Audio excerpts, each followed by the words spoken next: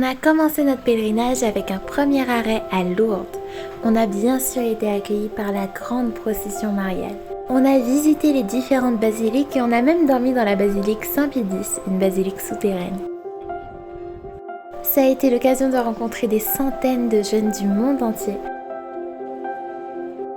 Alors pour nous, c'était déjà un petit pas vers les JMJ. Je vous laisse découvrir l'ambiance.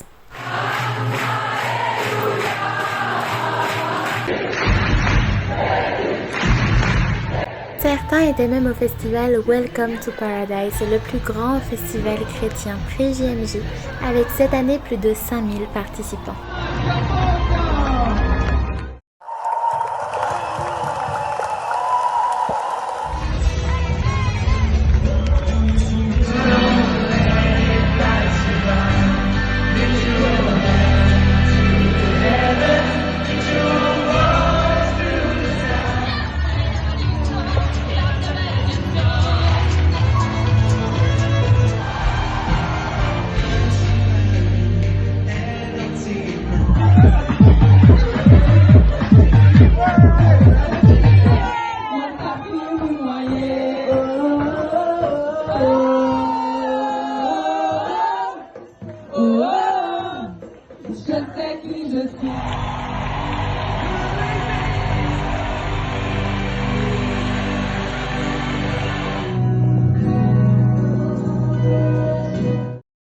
Après Lourdes, nous voici arrivés à Fatima.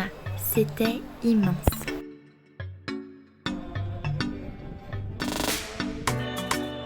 On a fait là, cette fois-ci, la procession mariale qui débute à la chapelle des apparitions.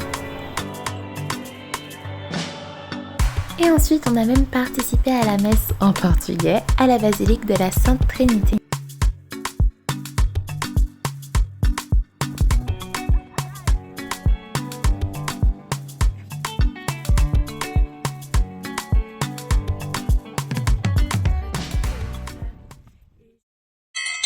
Enfin arrivé à Lisbonne pour démarrer véritablement l'expérience des JMJ.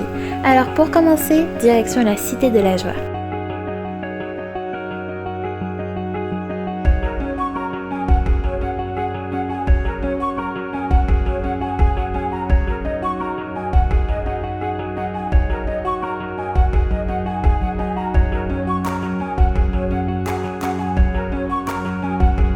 Mais vous allez me dire, la Cité de la Joie, qu'est-ce qu'on y fait? Alors là, on va sur l'application des JMJ qui nous a guidés pendant tout le voyage. On sélectionne la date, l'endroit où on est, et ensuite on voit la multitude d'activités qui nous est proposée. Sélectionne l'endroit où tu veux aller, et on y est.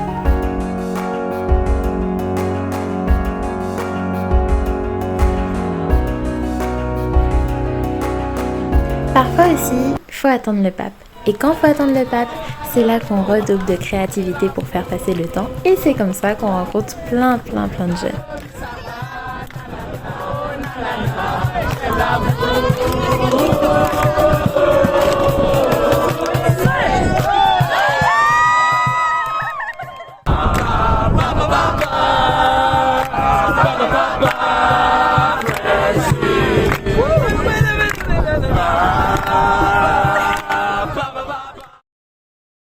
Pour nous aujourd'hui, c'est la première rencontre officielle avec le pape. Alors c'était grandiose. En fait, c'est la première fois qu'on s'est mêlé véritablement à la foule de JMJ.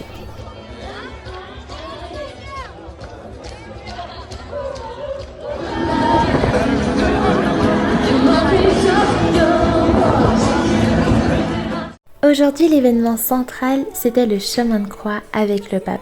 Et pas n'importe quel chemin de croix. En fait, à chaque station, il y avait un message très touchant et il y avait une très belle mise en scène qui avait été faite. C'était vraiment magnifique. Enfin bref, c'était l'événement à ne pas rater de la journée. Vous avez remarqué qu'il y a plein de pèlerins qui s'avancent avec leur sac à dos et nous, on est là, tranquille, assis par terre.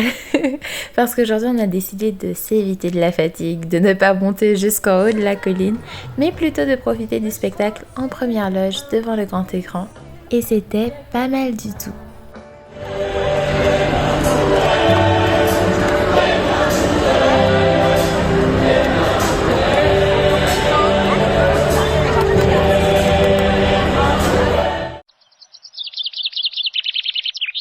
Aujourd'hui, j'espère que vous êtes réveillés parce qu'on prépare la veillée de prière, la plus grande veillée des JMJ.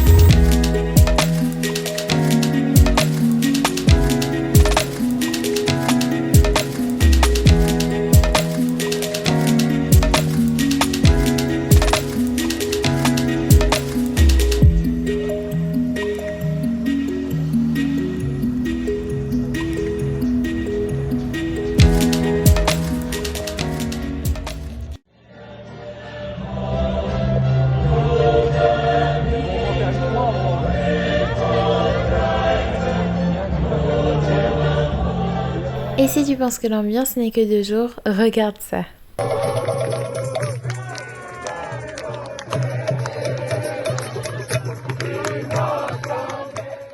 On est déjà à l'aube du dernier jour des JMJ qui se clôture par la grande messe présidée par le pape.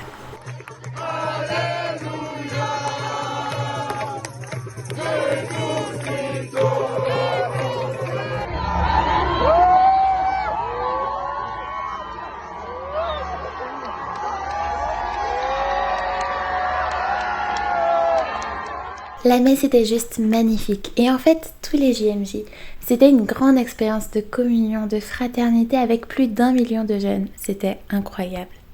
Faut dire que je vous ai passé aussi les temps de marche, de longues marches, d'attente et de fatigue aussi. Mais c'est ça aussi l'expérience des JMJ et si c'était à refaire, moi je suis là. Tout ça, ça nous a fait découvrir de belles personnes, créer de fortes amitiés, découvrir des paysages, avoir des vrais moments de partage, de joie et voir la beauté d'une église jeune qui s'affirme pour le Christ.